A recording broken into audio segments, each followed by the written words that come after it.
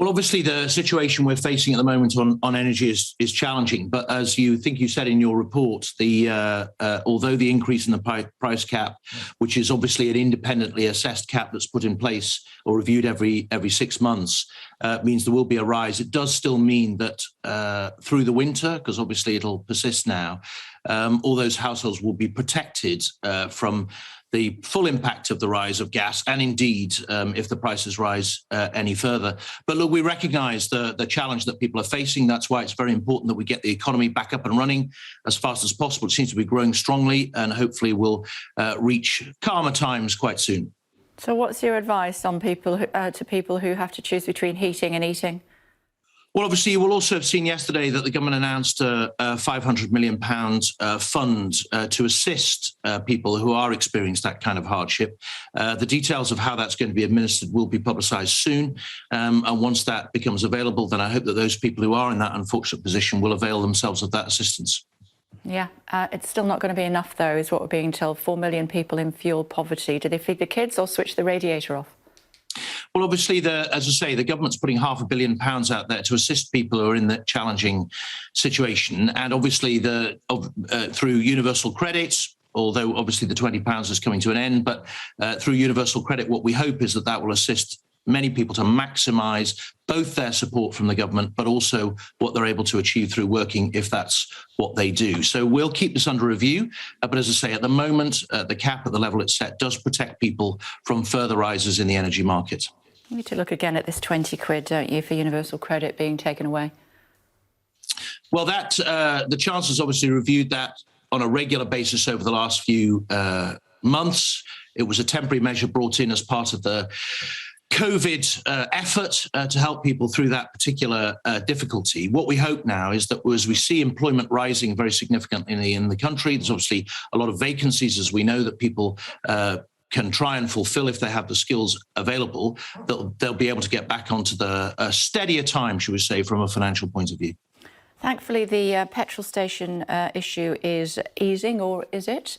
Petrol station bosses accusing the government this morning of gaslighting the public. Where is the fuel?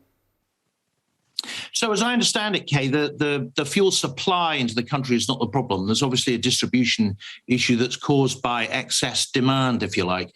As far as we can tell, certainly my information this morning is that the situation is stabilising across the country, albeit there's obviously still high demand for fuel. Let's hope that over the next few days that eases as people, as their tanks fill and that extra demand starts to abate a little, and we can get back to a more predictable pattern of supply. Why are we seeing, I suppose, Mr. Malthouse, a postcode lottery, if you will, of fuel? If you're in the city, London, Birmingham, Manchester, it's incredibly difficult to get fuel, and you have to go past maybe 10 petrol station forecourts before you manage to get some. Yeah, well, as I say, Kate, I'm not close to that effort. I've been sadly concentrating on some of the awful stories that we've seen recently to do with the police. But I do know that there's a team at BEIS that's monitoring the distribution of fuel across the country. They're trying to assist the industry to get back to a more predictable pattern of supply. Obviously, demand for fuel across the country is not always predictable. That comes and goes.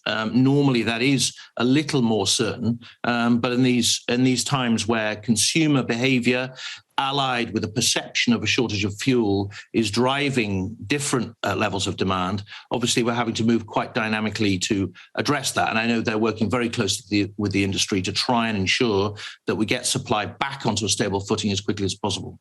So it's the motorists and the messengers' fault. No, that's not what I said, Kay. I said there's different patterns. I said there's different patterns of demand at different times in different places, and that is at the moment not on the same predictable pattern that we've seen in the past. Now, efforts need to be put in place. Motorists are buying more fuel than normal.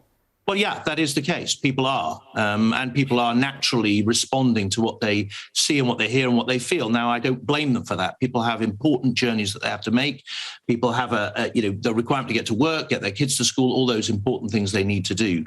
But as I say, what we're trying to do is to say to people, look, if we can return to a normal pattern of consumption, then we'll return to a normal pattern of supply, and there is no problem with fuel coming into the country.